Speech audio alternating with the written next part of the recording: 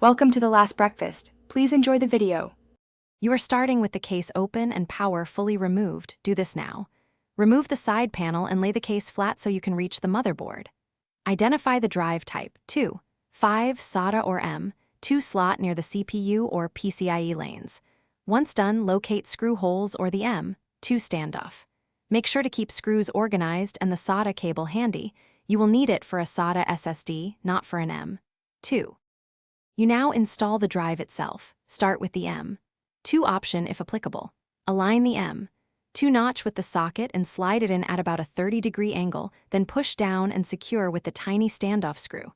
If using a 2, 5 SATA SSD, mount it into the drive bay or bracket, then plug the SATA cable into the labeled port on the motherboard and attach the PSU SATA power connector. Once done, confirm cables are routed clear of fans. You finish by closing the case and reconnecting power, then boot into BIOS or UEFI to verify the drive appears.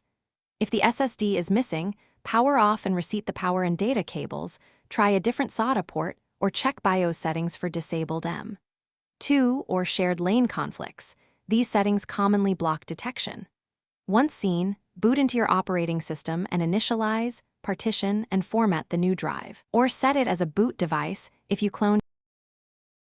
Thanks for watching. If this was helpful, leave a like and consider subscribing. See you next time.